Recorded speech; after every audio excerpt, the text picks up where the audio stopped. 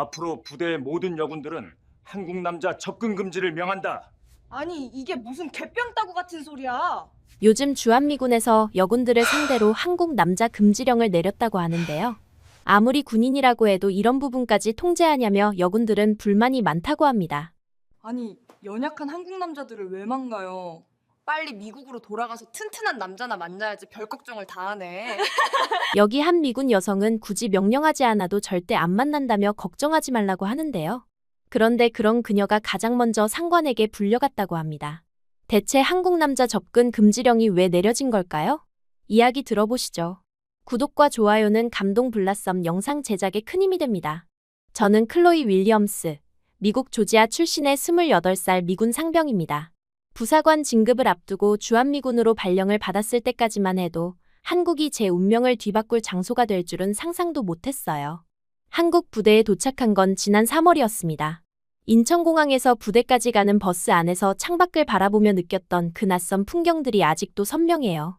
높은 아파트들이 빼곡히 들어선 모습, 한글로 된 간판들, 그리고 무엇보다 생각보다 현대적인 도시의 모습에 약간 놀랐습니다. 솔직히 말하면 한국에 대해 아는 게 거의 없었어요.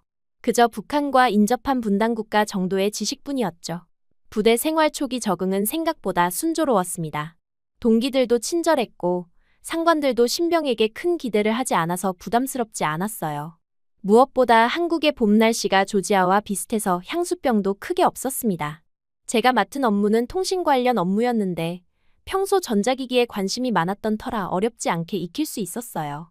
그런데 한 달 정도 지나면서부터 이상한 분위기를 감지하기 시작했습니다. 처음엔 별 신경 쓰지 않았지만 여군들의 저녁 소식이 유독 자주 들려왔어요. 저와 함께 온 동기 중에서도 베키가 먼저 전역했고 일주일 뒤엔 나탈리도 갑작스럽게 전역 신청서를 냈습니다. 베키의 경우가 특히 의아했습니다. 그녀는 항상 군인은 사명감이 있어야 한다 고 말하던 사람이었어요. 훈련 때도 누구보다 열심히 했고 최소 10년은 복무하고 싶다 고 말하던 사람이었습니다. 그런 그녀가 어느 날 갑자기 개인적인 사정이라는 모호한 이유로 전역을 선택했죠. 더 이상한 건 전역 신청서를 낸 후 그녀의 표정이었어요.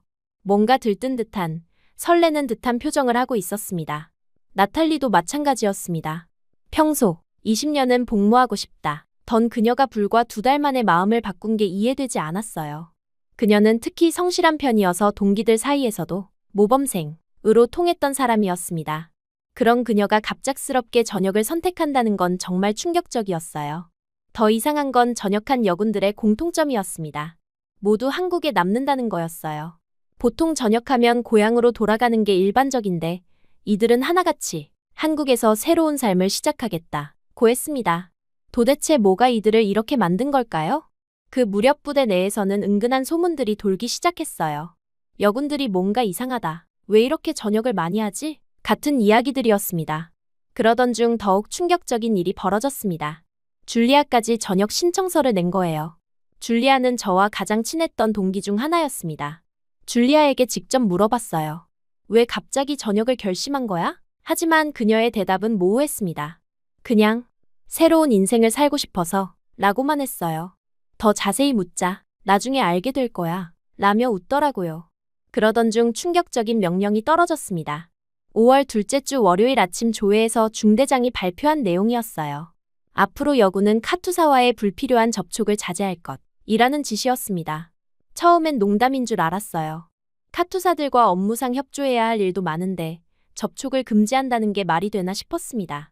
조회가 끝난 후 동기들과 이야기해봤지만 모두들 어리둥절한 반응이었어요. 왜 갑자기 이런 명령이 나온 거지? 카투사들이 뭔 잘못을 했다는 거야? 같은 의문들이 쏟아졌습니다. 하지만 아무도 명확한 답을 알지 못했어요. 그런데 며칠 뒤 더 황당한 명령이 내려왔어요. 외출전 브리핑에서 한국 남성과의 불필요한 접촉을 금지한다 는 지시가 떨어진 겁니다. 그 순간 브리핑룸 안 분위기가 싸늘해졌어요. 모두들 서로를 쳐다보며 이게 무슨 소리야? 라는 표정을 짓고 있었습니다. 저는 도저히 이해할 수 없었어요. 외출 중에 만나는 모든 한국 남성과의 접촉을 금지한다는 게 현실적으로 가능한 일인가요? 편의점에서 물건을 사는 것도, 택시를 타는 것도, 길을 묻는 것도 모두 접촉 아닌가요? 너무 비현실적인 명령이었습니다. 더욱 의아한 건 이런 명령이 우리 부대에만 내려진 것 같다는 점이었어요. 평소 연락하던 독일 주둔 미군 친구들에게 물어봤지만 그런 명령은 들어본 적도 없다는 반응뿐이었습니다. 심지어 일본 주둔 미군 동기에게도 물어봤는데 그런 이상한 명령이 어디 있냐 며 웃더라고요. 이 명령이 얼마나 비공식적인지는 명령 전달 방식에서도 드러났습니다. 공식 문서도 없었고 단지 구두로만 전달됐어요. 심지어 이건 비공식 지시니까 외부에 알리지 말라 는 당부까지 있었습니다. 이게 정상적인 군 명령인가 싶었어요. 궁금해서 상관에게 직접 물어봤습니다. 왜 이런 명령이 내려진 건가요? 하지만 돌아온 답변은 그냥 따라라. 이유 묻지 말고 였어요. 군인이니까 명령에 복종해야 한다는 건 이해하지만 이렇게 말도 안 되는 명령에 대해서는 최소한의 설명 정도는 들을 권리가 있다고 생각했습니다. 그러던 중 부대 내에서 소문이 돌기 시작했어요. 여군들이 한국 남성과 연애를 하다가 임신을 하거나 결혼을 전제로 전역을 선택한다는 이야기였습니다. 처음엔 말도 안 되는 소문이라고 생각했어요. 하지만 점점 구체적인 사례들이 나오기 시작했습니다. 선임들로부터 들은 이야기에 따르면 지난 1년간 주한미군 여군들의 전역률이 평소보다 3배 이상 높아졌다고 했어요. 그리고 그중 상당수가 한국에 남아서 한국 남성과 결혼했다는 것이었습니다. 정말 믿기 어려운 통계였어요. 줄리아의 경우가 대표적인 사례로 거론됐어요. 그녀는 외출 중에 만난 한국 남성과 교제를 시작했고 불과 3달 만에 결혼을 결심했다는 거였습니다. 그리고 실제로 전역 후 한국에서 결혼식을 올렸다는 소문까지 들렸어요. 저는 솔직히 코웃음이 나왔어요. 왜 하필 한국 남자일까요? 부대에는 건장하고 매력적인 미군 남성들이 얼마나 많은데 굳이 언어도 안 통하는 한국 남성을 선택할 이유가 뭐가 있을까 싶었습니다. 게다가 한국 남성들은 대부분 체격도 작고 왜소해 보이는데 미국 여성들이 매력을 느낄 만한 요소가 있을까 의문이었어요. 오히려 저는 다른 가능성을 의심하기 시작했습니다. 혹시 누군가 의도적으로 이런 상황을 만들어내는 건 아닐까요? 예를 들어 한국 측에서 미군 여성들을 타겟으로 한 조직적인 접근이 있는 건 아닐까 하는 생각이 들었어요. 실제로 이런 일들이 너무 체계적으로 일어나고 있는 것 같았거든요. 하지만 시간이 지날수록 소문은 더욱 구체화됐어요. 전역한 여군들 중 상당수가 실제로 한국 남성과 결혼했다는 확인된 정보들이 들어오기 시작했습니다. 심지어 몇몇은 임신 상태로 전역했다는 이야기까지 나왔어요. 더욱 놀라운 건 이들이 모두 행복해 보인다는 점이었어요. SNS를 통해 확인한 그들의 근황을 보면 정말 만족스러운 삶을 살고 있는 것 같았습니다. 특히 100km부터 온 편지가 저에게 큰 충격을 줬어요. 그녀는 편지에서 내 인생에서 가장 행복한 시간을 보내고 있다 고 썼습니다. 그리고 한국 남성들의 배려심과 책임감은 정말 특별하다 고 표현했어요. 그러면서 저도 모르게 궁금증이 생기기 시작했어요. 정말 한국 남성들에게 미국 여성들이 느끼는 특별한 매력이 있는 걸까요? 아니면 정말로 조작된 상황인 걸까요? 진실이 무엇인지 알고 싶어졌습니다. 부대 내 분위기도 점점 이상해졌어요. 여군들끼리 모이면 혹시 너도 그런 사람 만났어? 라는 식의 대화가 오가기 시작했습니다. 마치 전염병처럼 번지는 느낌이었어요. 저는 이런 분위기가 불편했어요. 마치 집단 히스테리 같은 느낌이었습니다. 하지만 여전히 접촉 금지령은 유효했고 저는 그 명령을 어기고 싶지 않았어요. 군인으로서 규율을 지키는 것이 기본이라고 생각했습니다. 설령 그 명령이 이상하고 비합리적이라고 해도 일단은 따라야 한다고 여겼어요. 드디어 긴 휴가를 받게 됐습니다. 2주간의 휴가였는데 한국에 온 지 2달 만에 받는 첫 번째 긴 휴가였어요. 외출 전 보고를 위해 상관실에 갔을 때 중대장은 저를 보더니 빙그레 웃으며 말했습니다. 윌리엄스, 한국 남자 조심해. 그 말에 저는 자신만만하게 대답했어요. 걱정 마십시오, 상관님. 그런 일은 절대 없을 겁니다. 사실 그 순간 저는 약간 우쭐해 있었습니다. 다른 여군들과 달리 저는 그런 함정에 빠지지 않을 자신이 있었어요. 베키나 나탈리, 줄리아처럼 감정에 휩쓸려 판단력을 잃는 일은 없을 거라고 확신했습니다. 저는 이성적이고 냉정한 사람이라고 자부했거든요. 서울로 향하는 기차 안에서 창밖 풍경을 바라보며 이런저런 생각에 잠겼습니다. 한국이라는 나라가 정말 어떤 곳인지 직접 확인해보고 싶었어요. 그리고 솔직히 말하면 그 유명한 한국 남성의 매력이라는 게 정말 존재하는지도 궁금했습니다. 물론 저는 그런 매력에 빠질 생각은 전혀 없었지만 적어도 왜 다른 여군들이 그렇게 행동하는지는 이해해보고 싶었어요. 서울역에 도착했을 때 받은 첫인상은 예상과 달랐습니다. 정말 현대적이고 세련된 도시더라고요. 지하철도 깔끔하고 효율적이었고 사람들도 생각보다 세련되게 옷을 입고 다녔습니다. 조지아의 작은 도시에서 자란 저에게는 신선한 충격이었어요. 숙소는 명동 근처의 작은 게스트하우스로 잡았습니다. 부대에서 추천해준 곳이었는데 깔끔하고 안전해 보였어요. 첫날 밤은 일찍 잠자리에 들며 내일부터의 관광 계획을 세웠습니다. 경복궁, 남산타워, 명동 쇼핑 등등 전형적인 관광객 코스를 생각하고 있었어요. 둘째 날부터 본격적인 서울 탐방을 시작했습니다. 경복궁에서 조선시대의 역사를 느껴보고 북촌 한옥마을에서 전통 건축을 구경했어요. 생각보다 한국의 전통 문화가 잘 보존되어 있다는 점이 인상적이었습니다. 그리고 한국 사람들이 생각보다 친절하다는 것도 느꼈어요. 길을 물어보면 열심히 설명해 주려고 하더라고요. 하지만 그 과정에서 특별히 한국 남성들에게 매력을 느끼지는 못했습니다.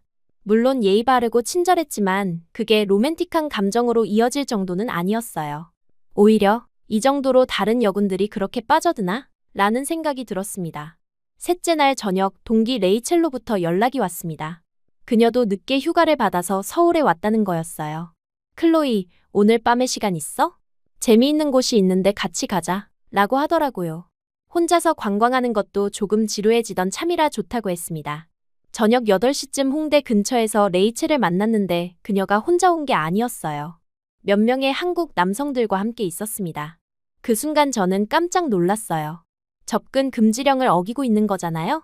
레이첼에게 도대체 무슨 짓이야? 라고 다그쳤지만 그녀는 오히려 저에게 역정을 냈습니다. 남자도 없이 무슨 휴가냐? 클로이, 너무 딱딱하게 살지 마. 레이첼의 말에 저는 당황했어요. 평소 규율을 잘 지키던 그녀가 이렇게 나올 줄은 몰랐습니다. 하지만 명령이잖아. 접촉 금지령 말이야. 제 말에 레이첼은 어깨를 으쓱했어요. 여기는 부대가 아니야. 그리고 이건 그냥 친구들과 노는 거야. 어쩔 수 없이 함께 앉게 됐습니다. 한국 남성들은 총 3명이었는데 모두 20대 후반에서 30대 초반으로 보였어요. 직업도 각각 달랐습니다. 한 명은 회사원, 한 명은 대학원생, 또 한 명은 카페를 운영한다고 했어요. 모두 영어를 어느 정도 할 수 있어서 대화에는 큰 문제가 없었습니다. 처음에는 경계심을 늦추지 않았어요. 혹시 이들이 미군 여성들을 노리는 사람들이 아닐까 하는 의심이 있었거든요. 하지만 대화를 나누다 보니 그런 느낌은 아니었습니다. 그냥 평범한 한국 젊은이들 같았어요. 미국 문화에 관심이 많아서 레이첼과 친해진 것 같았습니다. 그들은 저에게도 친근하게 다가왔지만 저는 의도적으로 거리를 두려고 했어요. 예의상 대답은 했지만 깊은 대화는 피했습니다. 그러면서 계속 관찰했어요. 과연 이들에게 다른 여군들을 사로잡은 특별한 매력이 있는지 말이에요. 솔직히 말하면 특별한 매력을 찾기는 어려웠습니다. 물론 나쁜 사람들은 아니었어요. 예의 바르고 재미있는 이야기도 해주고 배려심도 있었습니다. 하지만 그게 저녁을 결심할 정도의 매력인지는 의문이었어요. 오히려 저는 접근 금지령이 사랑 때문이 아니라 다른 이유가 있을 거야 라는 확신이 더 강해졌습니다. 시간이 지나면서 분위기는 점점 편안해졌어요. 레이첼은 완전히 즐기고 있는 것 같았고 한국 남성들도 유쾌한 시간을 보내는 것 같았습니다. 저만 혼자서 관찰자 모드로 있었던 것 같아요. 그들의 대화 주제도 평범했습니다. 각자의 취미, 좋아하는 음식, 여행 경험 등등 일반적인 것들이었어요. 밤 10시쯤 되자 저는 먼저 일어섰습니다. 먼저 들어갈게, 레이첼. 내일도 관광 계획이 있어서. 레이첼은 아쉬워했지만 억지로 붙잡지는 않았어요. 한국 남성들도 정중하게 인사했고 그중 한 명은 혹시 또 만날 기회가 있으면 좋겠다 고 말했습니다. 저는 애매하게 웃으며 자리를 떴어요. 지하철로 숙소 쪽으로 돌아가는 길에 계속 생각했습니다. 정말 저 사람들 때문에 여군들이 전역을 결심하는 걸까? 아무리 봐도 그럴 정도는 아닌 것 같았어요. 분명 다른 이유가 있을 거라고 생각했습니다. 숙소 근처에서 지하철에서 내려 걸어가고 있는데 뒤에서 발자국 소리가 들렸습니다. 처음에는 별로 신경 쓰지 않았어요. 밤 11시가 넘은 시간이지만 명동은 여전히 사람들이 많이 다니는 곳이니까요. 하지만 계속 따라오는 것 같은 느낌이 들어서 조금 불안해지기 시작했어요. 혹시나 해서 일부러 골목길로 방향을 틀었습니다. 만약 그냥 지나가는 사람이라면 다른 길로 갔을 테니까요. 하지만 발자국 소리는 여전히 제 뒤를 따라왔어요. 이때부터 정말 무서워지기 시작했습니다. 골목에서 뒤를 돌아보니 한 남자가 저를 따라온 게 확실했어요. 키가 크고 건장한 서양인 남성이었습니다. 미군일 가능성이 높아 보였어요. 처음에는 안심했습니다. 같은 미군이라면 위험하지 않을 거라고 생각했거든요. 하지만 그 생각은 금세 바뀌었습니다. 그 남자가 저에게 다가오더니 갑자기 손목을 잡았어요. 헤이, 어디 가는 거야? 같이 놀자. 술 냄새가 심하게 났고 눈빛이 흐릿했습니다. 완전히 술에 취한 상태였어요. 놔주세요. 제가 손을 빼려고 했지만 그의 힘이 너무 셌습니다. 오히려 더 세게 잡더라고요. 뭘 그렇게 서두르냐고. 아무도 없는 곳에서 좀 얘기하자. 그의 말투가 점점 위협적으로 변했어요. 이때 저는 정말 무서웠습니다. 도와주세요. 큰 소리로 외쳤지만 골목이라 사람들이 잘 들리지 않는 것 같았어요. 그 남자는 저를 더 어두운 곳으로 끌고 가려고 했습니다. 저는 필사적으로 저항했지만 힘의 차이가 너무 컸어요. 바로 그때 어디선가 누군가 달려왔습니다. 한국 남성이었어요. 키는 그리 크지 않았지만 단단해 보이는 체격이었습니다. 그는 주저하지 않고 그 미국인에게 달려들었어요. 야, 뭐 하는 거야? 한국어로 소리치면서 그 남자를 밀쳐냈습니다. 미국인은 갑작스러운 상황에 당황했지만 금세 화를 냈어요. 뭐야, 이 자식아, 하면서 한국인에게 주먹을 휘둘렸습니다. 하지만 한국인의 반응은 정말 놀라웠어요. 미국인의 주먹을 피하더니 곧바로 발차기를 날렸습니다. 정확하고 강력한 발차기였어요. 미국인은 그 발차기에 맞고 비틀거리며 뒤로 물러났습니다. 괜찮아요? 한국인이 저에게 물어봤어요. 영어였지만 발음이 조금 어색했습니다. 저는 고개를 끄덕였지만 아직 충격에서 벗어나지 못한 상태였어요. 미국인은 다시 일어나서 달려들려고 했지만 한국인은 침착하게 대응했습니다. 또 한 번 발차기를 날렸고 이번에는 미국인이 완전히 쓰러졌어요. 그러더니 한국인은 제 손을 잡고 말했습니다. 빨리 가요. 우리는 골목을 빠져나와 큰 길로 나왔습니다. 한국인은 계속 뒤를 돌아보며 추격이 있는지 확인했어요. 다행히 그 미국인은 따라오지 않았습니다. 안전한 곳에 도착하고 나서야 저는 숨을 고를 수 있었어요. 정말 괜찮아요? 한국인이 다시 물어봤습니다. 이번에는 제대로 된 영어였어요.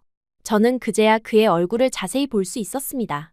20대 후반 정도로 보이는 평범한 얼굴이었지만 눈빛이 따뜻하고 진실해 보였어요. 네, 괜찮습니다. 정말 감사해요. 제가 말하자 그는 안도의 표정을 지었습니다. 다행이네요. 혹시 다치신 곳은 없어요? 그의 배려심이 느껴졌어요. 그때 저는 방금 전 상황을 다시 생각해보며 놀랐습니다. 왜소해 보였던 한국인이 건장한 미국인을 제압한 것도 놀라웠지만 더 놀라운 건 저를 위해 위험을 감수했다는 점이었어요. 전혀 모르는 사람인데도 말입니다. 어떻게 그런 발차기를 하실 수 있어요? 궁금해서 물어봤습니다. 그는 수줍게 웃으며 대답했어요. 태권도를 배웠거든요. 어렸을 때부터 했어서 그제야 이해가 됐습니다. 우리는 잠시 카페에 앉아서 이야기했습니다. 그의 이름은 석호였고 근처 회사에서 일한다고 했어요. 집에 가는 길에 소음을 듣고 와봤다고 했습니다. 그냥 지나칠 수도 있었는데 도와주셔서 정말 감사해요. 제 말에 그는 당연하다는 표정을 지었어요. 당연한 일이죠. 혼자서 그런 일을 당하면 누구든 도와야죠. 그의 말에서 진심이 느껴졌습니다. 이런 상황에서 자신의 안전을 생각하지 않고 남을 도운다는 게 쉬운 일이 아닌데 말이에요. 시간이 늦어서 헤어져야 했지만 저는 그에게 연락처를 물어봤습니다. 생명의 은인인데 연락처도 모르면 안 되잖아요. 그는 웃으며 자신의 번호를 알려줬고 저도 제 번호를 줬어요. 숙소로 돌아가는 길에 계속 생각했습니다. 방금 전 경험한 일들이 너무 충격적이었어요. 미국인이 저에게 그런 짓을 했다는 것도 충격이었지만 한국인이 저를 구해줬다는 것도 놀라웠습니다. 특히 제가 지금까지 가지고 있던 편견들이 완전히 무너지는 느낌이었어요. 한국 남성들이 왜소하고 약할 거라고 생각했는데 석호는 전혀 그렇지 않았습니다. 오히려 저보다 훨씬 강하고 용감했어요. 그리고 무엇보다 그의 행동에서 느껴진 책임감과 배려심이 인상적이었습니다. 자신과 전혀 상관없는 외국인을 위해 위험을 감수한다는 게 쉬운 일이 아닌데 말이에요. 이런 모습이 다른 여군들을 매료시킨 건 아닐까 하는 생각이 들었어요. 침대에 누워서도 계속 그 일을 생각했습니다. 오늘 하루 동안 제가 경험한 것들이 너무 많았어요. 레이첼과 한국 남성들과의 만남에서는 특별한 매력을 느끼지 못했지만 석호와의 만남은 달랐습니다. 물론 로맨틱한 감정은 아니었어요. 단지 감사함과 존경심 같은 것이었습니다. 하지만 이런 감정도 처음 느껴보는 거였어요. 지금까지 만난 남성들 중에서 이렇게 무사심하게 저를 도와준 사람은 없었거든요. 그러면서 동시에 혼란스러웠습니다. 접촉 금지령을 어긴 것도 그렇고 한국 남성과 연락처를 교환한 것도 그렇고 뭔가 규칙을 위반한 기분이었어요. 하지만 이런 상황에서 어떻게 했어야 하는지도 모르겠더라고요. 다음 날 아침, 석호에게서 문자가 왔습니다. 어젯밤 일 때문에 놀라셨을 텐데 괜찮으세요? 혹시 필요한 게 있으면 언제든 연락하세요. 짧지만 진심이 담긴 메시지였어요. 저도 답장을 보냈습니다. 덕분에 무사히 잘 지내고 있어요. 정말 감사했습니다. 그렇게 우리의 첫 연락이 시작됐습니다. 물론 그때까지만 해도 이게 제 인생을 바꿀 시작점이 될 줄은 몰랐어요. 다음 날 오후, 저는 석호에게 연락을 했습니다. 밤새 생각해봐도 그냥 넘어갈 수 없었어요. 생명의 은인에게 제대로 된 감사 인사도 못했다는 생각이 계속 들었습니다. 어제 도와주신 일로 정말 감사했어요. 시간 되시면 식사라도 같이 하면서 제대로 감사 인사를 드리고 싶어요. 솔직히 말하면 조금 망설여졌어요. 접촉 금지령을 생각하면 연락하지 않는 게 맞는데 생명의 은인을 그냥 무시할 수도 없는 노릇이었습니다. 하지만 단순히 감사 인사를 전하는 자리라고 스스로를 설득했어요. 석호는 처음에는 괜찮다고 했지만 제가 계속 부탁하니 결국 만나주기로 했습니다. 만난 곳은 명동의 조용한 한식당이었어요.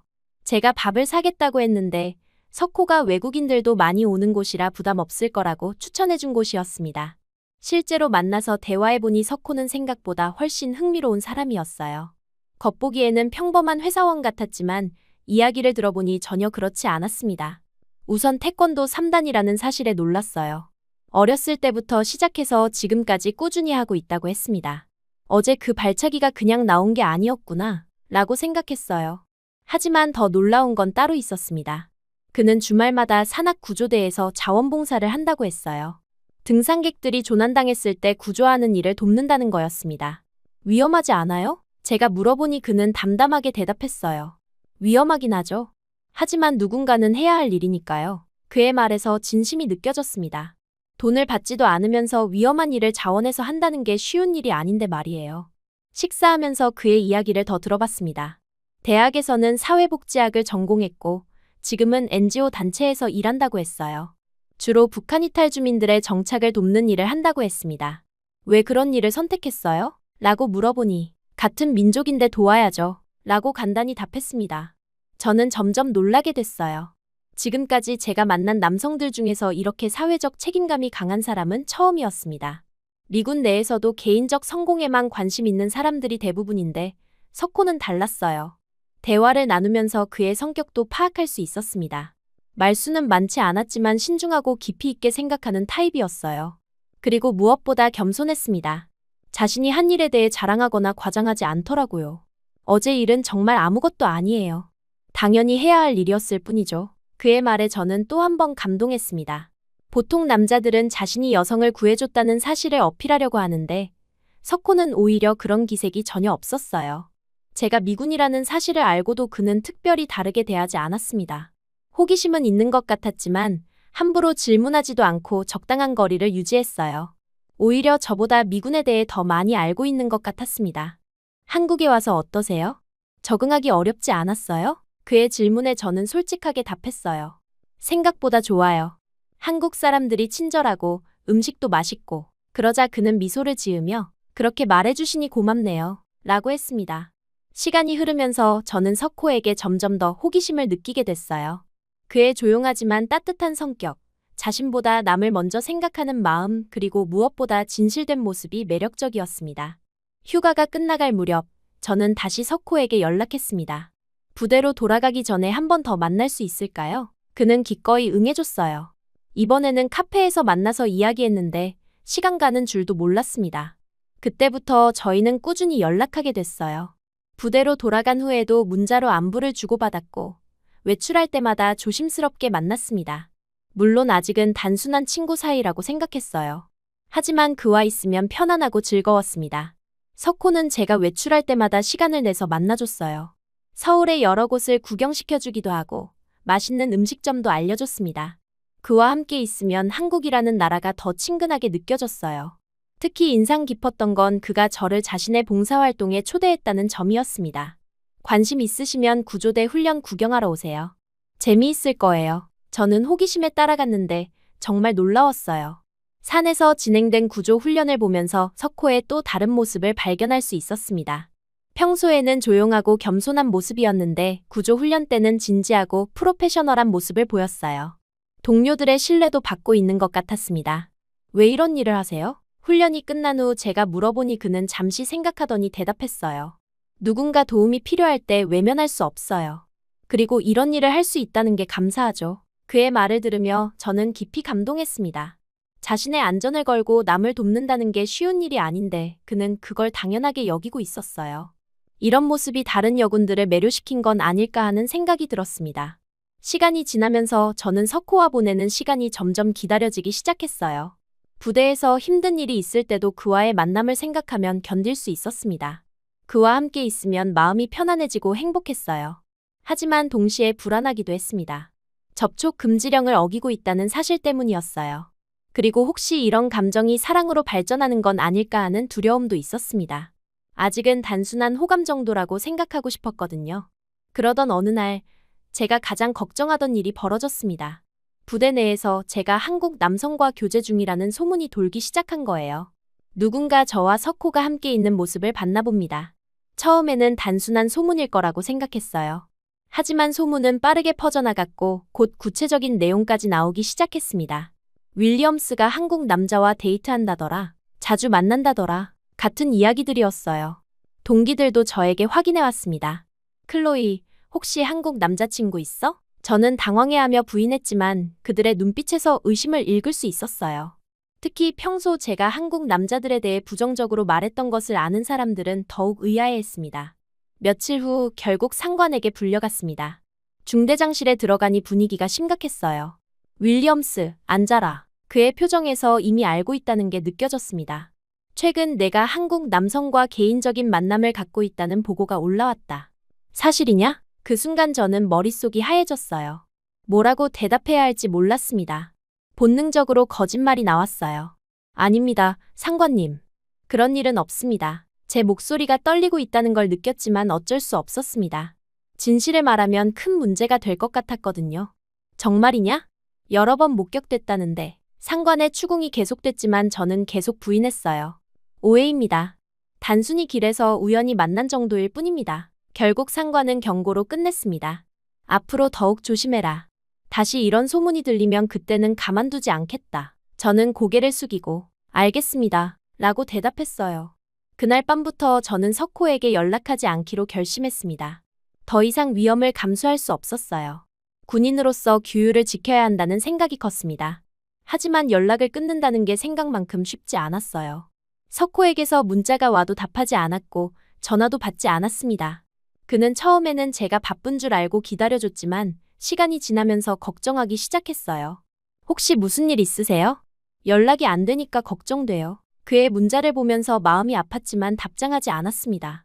차라리 그가 저를 포기하기를 바랐어요. 일주일 정도 지나니 석호의 연락도 끊어졌습니다. 아마 제가 더 이상 만나고 싶지 않다고 생각한 것 같았어요. 그런 줄 알면서도 마음 한구석에서는 서운함이 올라왔습니다. 그를 지우려고 애써봤지만 쉽지 않았어요. 외출할 때마다 혹시 그를 만날까봐 기대하는 제 자신을 발견했습니다. 그리고 그와 함께 갔던 장소들을 피해 다니게 됐어요. 무엇보다 힘든 건 그리움이었습니다. 그와 나눴던 대화들, 함께 웃었던 순간들이 자꾸 떠올랐어요. 그때서야 깨달았습니다. 이게 단순한 호감이 아니었구나. 진짜 사랑이었구나 하고요. 하지만 이미 늦었다고 생각했어요. 제가 먼저 연락을 끊었으니까 그도 상처받았을 거라고 생각했습니다. 그리고 설령 다시 만난다고 해도 접촉 금지령 때문에 계속될 수도 없는 관계였어요. 그렇게 일주일이 더 흘렀습니다. 총 2주 동안 석호와 연락을 끊고 지낸 셈이었어요. 그런데 어느 날 부대에서 연락이 왔습니다. 윌리엄스, 면회 신청자가 있다. 내려와라. 면회실로 내려가는 길에 누가 왔을까 궁금했어요. 가족들은 한국까지 올 리 없고 친구들도 마찬가지였습니다. 혹시 업무 관련해서 온 사람일까 하는 생각도 들었어요. 면회실에 들어가서 보니 석호가 앉아 있었습니다. 순간 심장이 멎는 것 같았어요. 그가 여기까지 온 거였습니다. 2주 동안 연락을 끊었는데도 말이에요. 안녕하세요. 그는 조용히 인사했습니다. 얼굴에는 걱정과 안도가 섞인 표정이 보였어요. 갑자기 연락이 안 되셔서 혹시 무슨 일이 있나 해서 왔어요. 저는 그를 보는 순간 눈물이 날 것 같았어요. 그동안 얼마나 보고 싶었는지 모릅니다. 하지만 이곳은 부대였고 다른 사람들이 보고 있었어요. 죄송해요. 요즘 너무 바빠서. 저는 어색하게 변명했습니다. 하지만 석호는 제 표정을 보더니 뭔가 눈치챈 것 같았어요. 혹시 제가 뭔가 잘못했나요? 아니면 다른 이유가 있나요? 그의 진심 어린 물음에 저는 대답할 수 없었어요. 진실을 말할 수도 없고 거짓말을 하기에는 양심이 허락하지 않았습니다. 결국 저는 미안해요. 더 이상 만날 수 없을 것 같아요. 라고 말했습니다.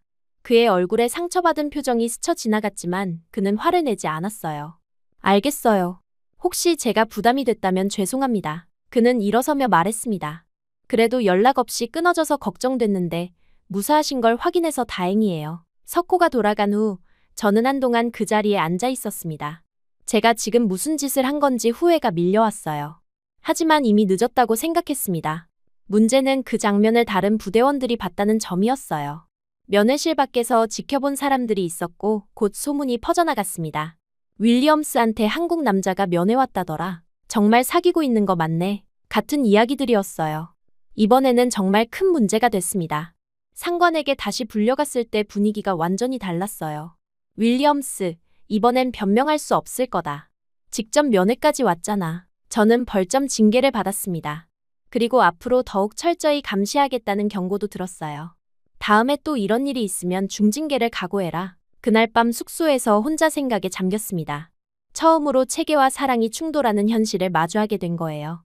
군인으로서 규율을 지켜야 하는 것과 개인적인 감정 사이에서 선택해야 하는 순간이었습니다. 석호의 면회 사건 이후 사흘 동안은 조용했습니다. 하지만 그 조용함이 오히려 더 불안했어요. 부대 내 분위기가 묘하게 긴장되어 있었고 동료들의 시선도 예전과 달랐습니다. 누구나 제가 곧 큰 문제에 휘말릴 거라는 걸 예감하고 있는 것 같았어요. 그러던 중 금요일 오후 예상했던 일이 벌어졌습니다. 윌리엄스, 중대장실로 출두하라. 는 명령이 떨어진 거예요. 이번에는 혼자가 아니라 행정보급관과 인사담당관까지 함께 있었습니다. 뭔가 공식적인 절차가 시작되는 느낌이었어요. 중대장실에 들어가니 분위기가 완전히 달랐습니다. 이전의 경고 수준이 아니라 정식 징계 절차를 밟는 모습이었어요. 책상 위에는 여러 서류들이 놓여 있었고 제 인사기록부도 펼쳐져 있었습니다.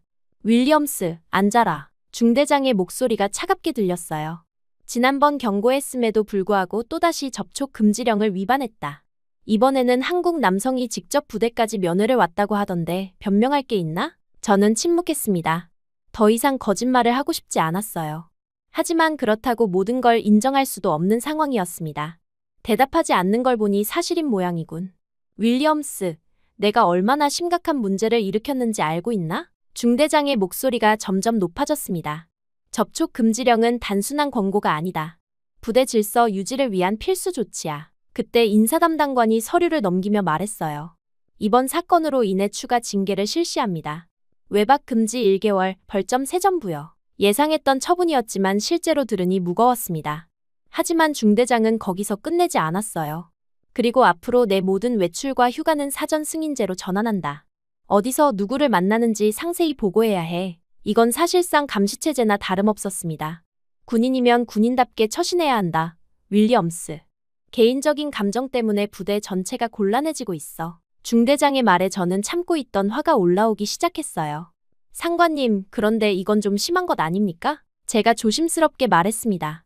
사적인 만남까지 이렇게 통제하는 게 정당한가요? 정당하다고. 지금 내가 명령에 불복하는 거냐? 중대장의 얼굴이 붉어졌어요. 내 때문에 다른 여군들까지 말썽을 피우기 시작했어. 이 문제가 얼마나 심각한지 모르겠나? 그 순간 저는 더 이상 참을 수 없었습니다.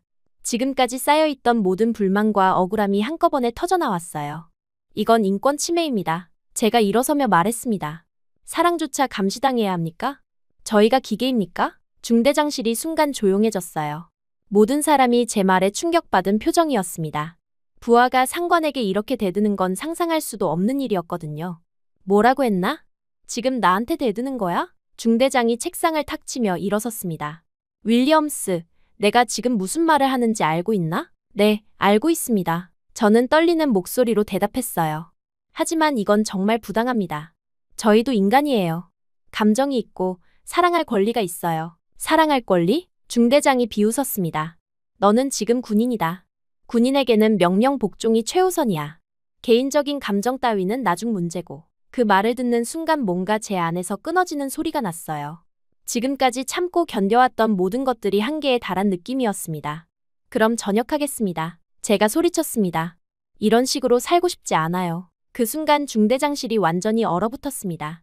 저 자신도 방금 제가 한 말에 충격을 받았어요. 정말 전역하겠다고 말한 거였습니다. 뭐라고 했나? 중대장의 목소리가 낮게 깔렸어요. 지금 전역하겠다고 했나? 네, 그렇습니다. 저는 다시 한번 확실하게 말했어요. 전역 신청서를 내겠습니다. 중대장은 한동안 저를 노려보더니 의자에 털썩 앉았습니다. 좋다. 마음대로 해라. 하지만 후회하지 말아라, 윌리엄스. 저는 경례를 하고 중대장실에 나왔습니다. 복도를 걸으면서도 방금 일어난 일이 현실인지 믿기지 않았어요. 정말 전역하겠다고 선언한 거였습니다. 숙소로 돌아가니 동기들의 시선이 느껴졌어요. 이미 소문이 퍼진 모양이었습니다. 하지만 아무도 감히 저에게 말을 걸지 못했어요. 침대에 앉아서 방금 전 일을 곱씹어봤습니다. 정말 전역하겠다고 말한 거야? 아직도 믿기지 않았어요. 순간의 감정에 휩쓸려서 그런 말을 해버린 건 아닐까 싶었습니다. 하지만 후회는 되지 않았어요. 오히려 속이 시원한 느낌이었습니다. 그동안 참고 견뎌왔던 모든 억압감에서 해방된 기분이었어요. 그때 핸드폰이 울렸습니다.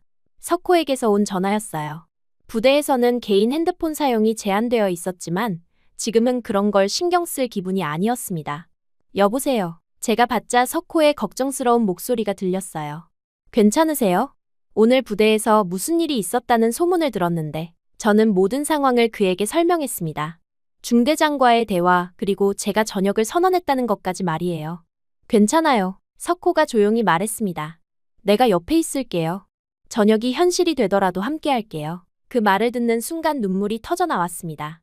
지금까지 혼자서 모든 걸 감당해야 한다고 생각했는데 제 편에 서줄 사람이 있다는 게 너무 고마웠어요. 정말 괜찮을까요? 저 때문에 인생이 바뀌는 건데. 제가 걱정스럽게 말하자 석호는 웃으며 대답했어요. 제가 선택한 일이에요. 그리고 당신이 한 선택이 틀렸다고 생각하지 않아요. 용기 있는 선택이었어요. 전화를 끊고 나서 저는 처음으로 눈물을 흘렸습니다. 기쁜 눈물이었어요. 지금까지 혼자라고 생각했는데 제 결정을 지지해주는 사람이 있다는 게 너무 감사했습니다. 그날 밤 숙소는 술렁거렸어요. 제가 상관과 싸우고 전역을 선언했다는 소문이 빠르게 퍼져나갔습니다. 윌리엄스가 중대장한테 대들었대. 전역 신청서를 낸다더라. 같은 이야기들이 돌았어요. 어떤 동기는 미쳤나? 왜 그런 짓을 했어? 라고 했고 또 어떤 동기는 용감하다 라고 말했습니다. 반응이 엇갈렸지만 대부분은 저를 이해하지 못하는 분위기였어요. 하지만 몇몇 여군들은 다른 반응을 보였습니다. 접근 금지령이 정말 말이 안 된다고 생각했어. 우리도 인간인데 왜 사랑을 못하게 하는 거야? 같은 의견들이 나왔어요. 특히 최근에 한국 남성과 만나기 시작한 여군들은 제 상황에 공감하는 모습이었습니다. 그들도 언젠가는 같은 선택의 기로에 설 수 있다는 걸 알고 있었거든요. 다음 날 아침, 저는 인사과에 가서 전역 신청서를 정식으로 제출했습니다. 담당자는 놀란 표정으로 정말 하시는 겁니까? 다시 생각해보세요. 라고 말했지만 제 의지는 확고했어요. 서류를 작성하면서 이게 정말 제 마지막 군 생활이 될 거라는 실감이 났습니다. 조지아에서 시작해서 한국까지 온 제 군인 생활이 이렇게 끝나는 거였어요. 하지만 후회는 없었습니다. 오히려 이게 제다운 선택이라는 확신이 들었어요.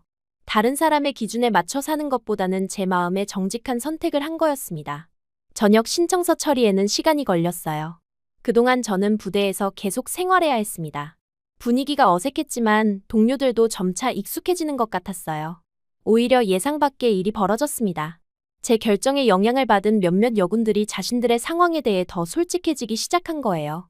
숨어서 만나던 한국 남성들과의 관계를 공개적으로 인정하는 사람들이 나타났습니다.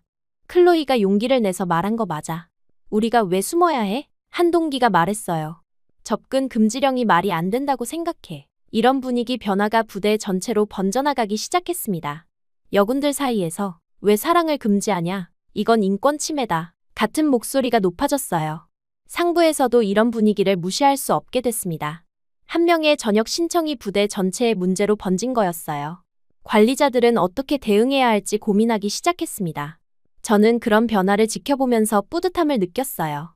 제 작은 용기가 다른 사람들에게도 영향을 주고 있다는 걸 알 수 있었습니다. 석호와는 계속 연락을 주고받았어요. 이제 더 이상 숨길 필요가 없었으니까요. 그는 제 저녁 준비를 도와주겠다고 했고 한국에서의 새로운 시작도 함께하겠다고 약속했습니다. 걱정하지 마세요. 한국에서 충분히 잘 살 수 있어요. 제가 도와드릴게요. 그의 말에 저는 미래에 대한 희망을 가질 수 있었어요. 저녁 신청서를 낸 지 일주일 후 놀라운 소식을 들었습니다. 부대에서 접촉 금지령에 대한 재검토를 시작한다는 거였어요. 여군들의 반발이 커지자 상부에서도 정책 변경을 고려하기 시작한 모양이었습니다. 정말 변화가 일어나고 있구나, 라고 생각했어요. 제가 시작한 작은 반항이 이렇게 큰 변화로 이어질 줄은 몰랐습니다. 동기들도 제 결정에 대해 다시 생각해보기 시작했어요. 처음에는 무모하다고 생각했는데 지금 보니 필요한 일이었던 것 같아. 누군가는 이런 용기를 내야 했어. 같은 말들을 했습니다. 저녁 승인이 날 때까지는 시간이 더 걸렸지만 저는 매일매일이 의미 있게 느껴졌어요. 제가 한 선택이 옳았다는 확신이 점점 강해졌습니다. 석호와 함께 한국에서의 미래를 계획하면서 저는 새로운 삶에 대한 기대감으로 가득했어요. 군인으로서의 안정적인 삶을 포기하는 것이었지만 진정한 자유와 사랑을 얻는 선택이기도 했습니다. 이게 정말 자기다운 선택이야, 라고 매일 밤 되뇌었어요. 다른 사람의 기준이 아닌 제 마음의 소리를 따른 선택이었으니까요. 그리고 그 선택이 단지 저만이 아닌 다른 사람들에게도 용기를 주고 있다는 사실이 더욱 뿌듯했습니다. 그리고 부대 내부에서 예상치 못한 일들이 벌어지기 시작했습니다. 처음에는 단순히 제 개인적인 반항 정도로 여겨졌던 일이 점점 더 큰 파장을 일으키고 있었어요. 여군들 사이에서 제 이야기가 화제가 되면서 그동안 숨겨져 있던 불만들이 하나둘씩 터져나오기 시작한 거였습니다. 가장 먼저 목소리를 낸 건 제와 가까웠던 동기 사라였어요. 그녀는 평소 조용한 성격이었는데 갑자기 다른 여군들 앞에서 이런 말을 했습니다. 클로이 말이 맞아. 사생활을 왜 통제하는 거야? 우리도 인간인데. 이 말이 계기가 되어 다른 여군들도 하나둘씩 자신들의 생각을 표현하기 시작했어요. 사랑한다고 저녁까지 시키는 게 말이 되냐? 는 목소리가 여기저기서 들려왔습니다. 특히 젊은 여군들 사이에서 이런 분위기가 강했어요.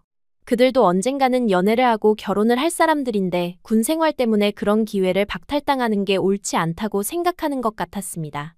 더 놀라운 건 그동안 비밀리에 한국 남성들과 만나고 있던 여군들이 있었다는 사실이었어요. 제 사건을 계기로 그들이 하나둘씩 커밍아웃을 하기 시작한 거였습니다. 사실 나도 한국 남자친구가 있어, 라고 고백하는 사람들이 나타났어요. 그 중에서 가장 충격적이었던 건 선임하사 제니퍼의 고백이었습니다. 그녀는 이미 6개월째 한국 남성과 진지한 교제를 하고 있었고 심지어 결혼까지 고려하고 있다고 했어요. 이제는 숨기고 싶지 않아. 클로이가 용기를 내서 말한 거 맞아. 이런 분위기는 전염성이 있었습니다. 한 명이 목소리를 내니까 다른 사람들도 따라서 용기를 내기 시작했어요.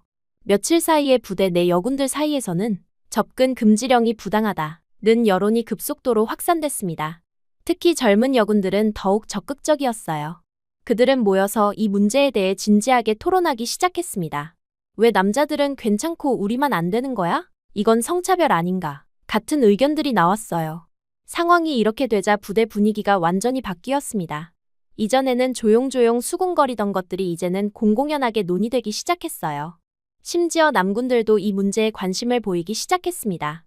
일주일 후 정말 놀라운 일이 벌어졌어요. 여군 8명이 연명으로 공식 서한을 작성해서 부대에 제출한 거였습니다. 서한의 내용은 명확했어요. 접근 금지령의 전면 해지를 요구한다. 는 것이었습니다. 서한을 작성한 여군들은 각각 다른 이유로 이 문제에 관심을 갖게 됐어요. 어떤 이는 직접 한국 남성과 연애 중이었고 어떤 이는 인권 침해라는 관점에서 접근했습니다. 또 어떤 이는 단순히 불합리한 규정이라고 생각해서 참여했어요. 서한의 핵심 내용은 이런 것이었습니다. 개인의 사생활에 대한 과도한 간섭은 인권 침해다. 합리적 근거 없는 차별적 명령이다. 군인도 인간으로서 기본적 권리가 있다. 등등이었어요. 이 서한이 제출되자 부대 내부가 완전히 뒤집혔습니다. 상급자들은 당황했고 하급자들은 술렁거렸어요. 이런 공식적인 항의는 전례가 없는 일이었거든요. 더욱 놀라운 건 이런 움직임이 다른 부대로도 번져나가기 시작했다는 점이었어요. SNS를 통해 소식이 퍼지면서 다른 부대의 여군들도 관심을 보이기 시작했습니다. 우리 부대도 그런 문제가 있어. 정말 부당한 일이야. 같은 반응들이 나왔어요. 상부에서는 이 상황을 어떻게 처리할지 고민하기 시작했습니다. 단순히 징계로 끝낼 수 있는 문제가 아니었어요. 여러 명이 연합해서 공식적으로 문제를 제기한 상황이었거든요. 제가 이런 변화를 지켜보면서 느낀 건 놀라움이었어요. 제 작은 반항이 이렇게 큰 변화를 만들어낼 줄은 정말 몰랐습니다. 정말 내가 시작한 일이 이렇게 커질 줄이야 라고 생각했어요. 석호에게도 이런 상황을 설명해줬습니다. 그는 제 이야기를 들으며 정말 대단해요. 혼자서 이런 변화를 만들어내다니 라고 말했어요. 하지만 저는 혼자 한 일이 아니라고 생각했습니다. 다른 여군들이 함께 용기를 내줬기 때문에 가능했던 일이었어요. 며칠 후 부대에서 공식 브리핑이 있다는 공지가 나왔습니다. 접근 금지령 관련 사안에 대한 상부의 입장을 발표한다는 내용이었어요. 모든 부대원이 참석해야 하는 전체 브리핑이었습니다. 브리핑 날 강당은 긴장감으로 가득했어요. 여군들은 기대와 불안이 섞인 표정이었고 남군들도 궁금해하는 눈치였습니다. 상급자들의 표정은 굳어 있었어요. 연대장이 단상에 올라와서 브리핑을 시작했습니다. 최근 부대 내에서 접근 금지령에 대한 여러 의견들이 제기됐습니다. 그의 첫 마디부터 강당 안이 조용해졌어요. 이 문제에 대해 상부에서 신중히 검토한 결과 라고 말을 이어가는데 그 순간이 정말 길게 느껴졌습니다. 모든 사람이 숨을 죽이고 기다리고 있었어요. 비공식적으로 시행되던 접촉 금지령을 전면 철회하기로 결정했습니다. 연대장의 발표가 끝나자 강당 안이 순간 조용해졌다가 곧 웅성거림으로 가득 찼어요. 앞으로 한국 남성과의 교류는 개인의 판단에 맡기겠습니다. 단, 부대 질서에 영향을 주지 않는 선에서 자율적으로 행동하기 바랍니다. 추가 설명이 이어졌지만 이미 핵심은 전달됐어요. 브리핑이 끝나자 여군들 사이에서 환호성이 터져 나왔습니다. 정말이야? 드디어. 믿을 수 없어. 같은 소리들이 여기저기서 들렸어요. 몇몇은 눈물을 흘리기도 했습니다. 저도 믿기지 않았어요. 정말로 접근 금지령이 해제된 거였습니다. 제가 전역을 선언하면서까지 반대했던 그 명령이 사라진 거예요. 브리핑 후 여군들은 서로 축하하며 기뻐했습니다. 클로이 덕분이야. 내가 용기를 내줘서 가능했던 일이야. 라고 말해주는 사람들이 많았어요. 하지만 저는 이게 제 혼자만의 성과가 아니라는 걸 알고 있었습니다. 그날 저녁, 석호와 만나서 이 소식을 함께 나눴어요. 부대 근처 조용한 카페에서 만났는데 이제는 숨어서 만날 필요가 없어진 거였습니다. 정말 축하해요. 석호가 제 손을 잡으며 말했습니다. 당신이 시작한 변화예요. 그의 말에 저는 가슴이 뭉클해졌어요. 혼자 한 게 아니에요. 다른 사람들이 함께 해줬으니까 가능했던 일이죠. 제가 대답하자 석호는 고개를 저었어요. 아니에요. 당신이 첫 번째로 용기를 낸 거예요. 그 용기가 다른 사람들에게 전해진 거고요. 그의 말이 맞는 것 같았어요. 그 순간 저는 깨달았습니다. 제가 군인으로서는 실패했을지 몰라도 한 인간으로서는 더 큰 일을 해낸 거라는 걸 말이에요. 불합리한 제도에 맞서서 변화를 만들어낸 거였습니다. 이제 전역 신청을 철회할 거예요? 석호가 물어봤습니다. 하지만 저는 이미 마음을 정하고 있었어요.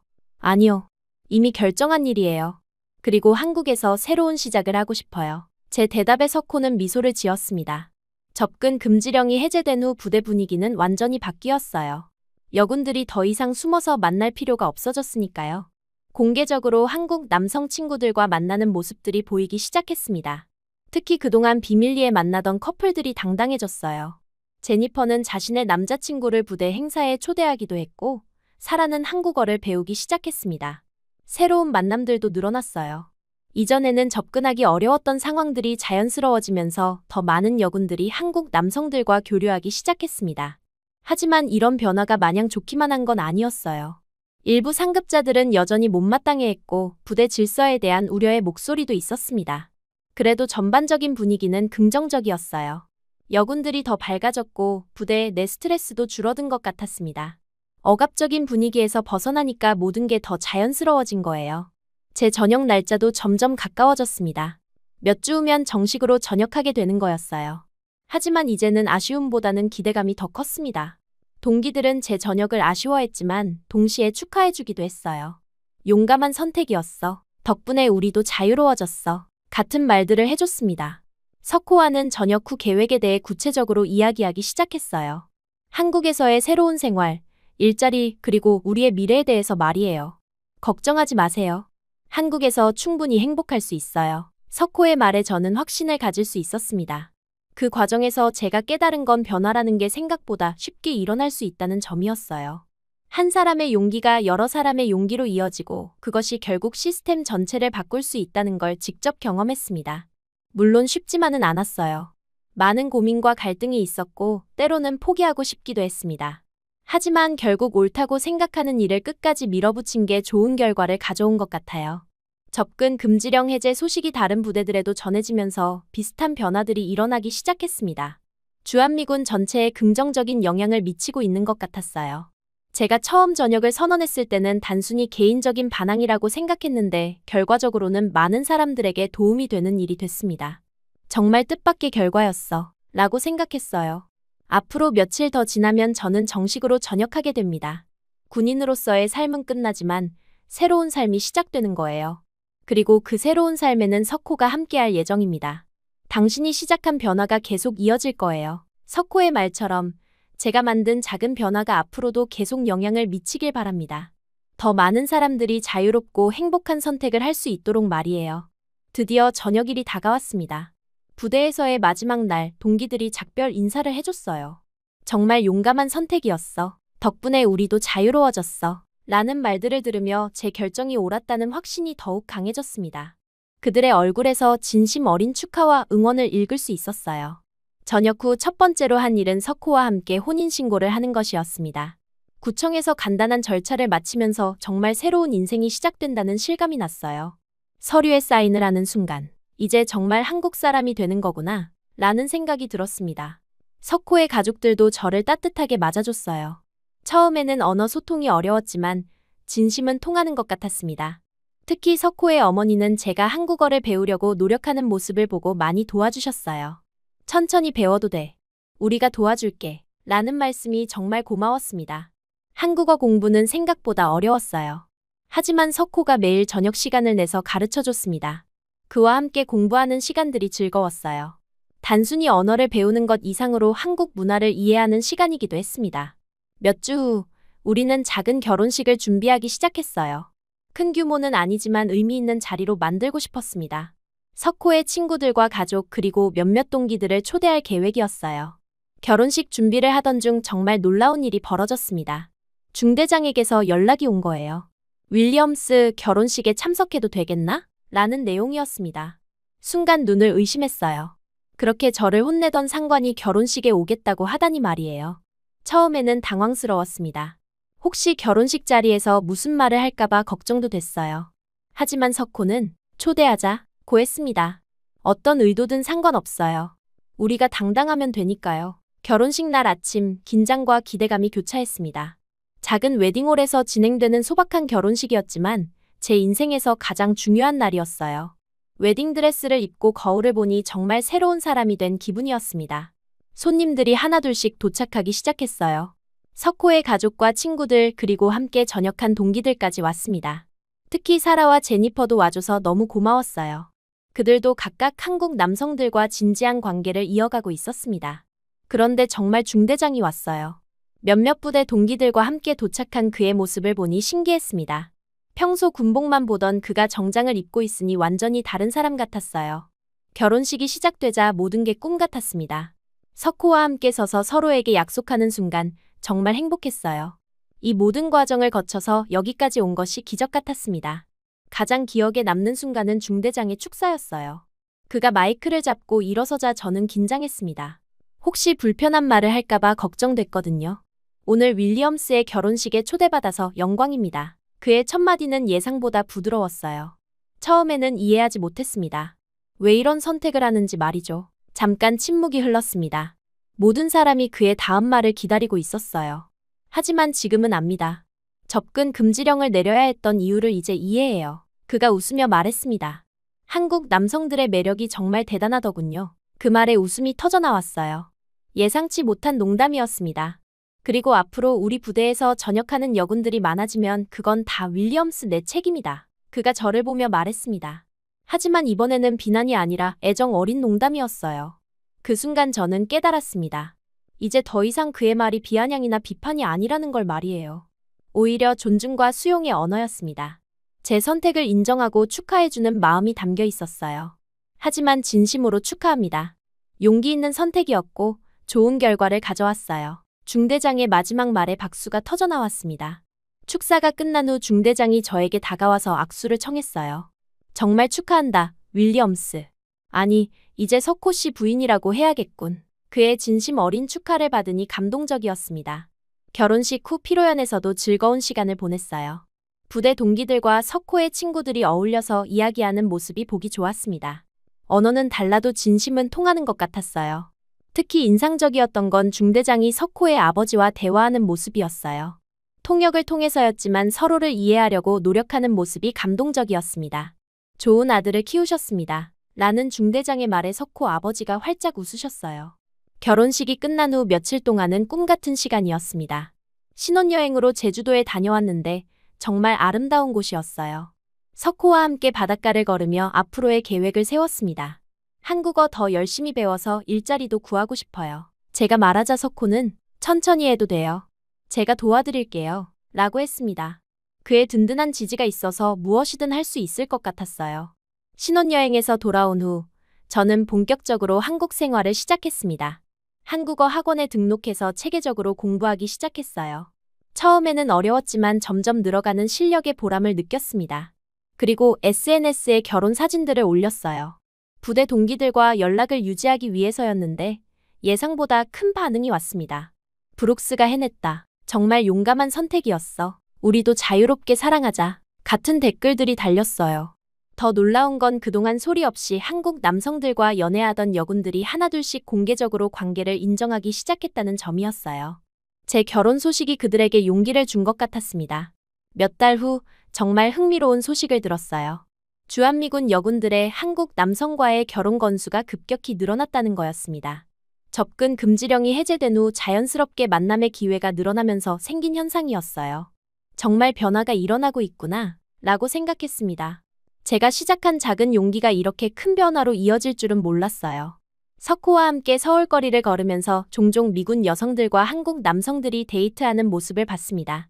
이제는 당연한 풍경이 된 거예요. 더 이상 숨어서 만날 필요가 없으니까 자연스럽게 공개적인 만남들이 늘어난 거였습니다. 어느 날 밤, 명동을 걸으면서 그런 모습들을 보다가 석호에게 말했어요. 이제 정말 좋은 시대가 온 것 같아요. 정말 그런 느낌이었습니다. 당신이 만든 시대예요. 석호가 제 손을 잡으며 말했습니다. 그 말을 들으니 가슴이 뭉클해졌어요. 저는 제가 한 선택이 단순히 개인적인 반항이 아니라 시대의 변화를 만든 일이라는 걸 깨달았습니다. 불합리한 제도에 맞서서 목소리를 낸 것이 결국 많은 사람들에게 자유를 가져다 준 거였어요. 몇 개월 후 한국어 실력이 늘면서 간단한 일자리도 구할 수 있었습니다. 영어를 가르치는 일이었는데 한국 학생들과 만나면서 새로운 보람을 느꼈어요. 제가 한국에 적응하는 것뿐만 아니라 한국 사회에 기여할 수 있다는 기분이었습니다.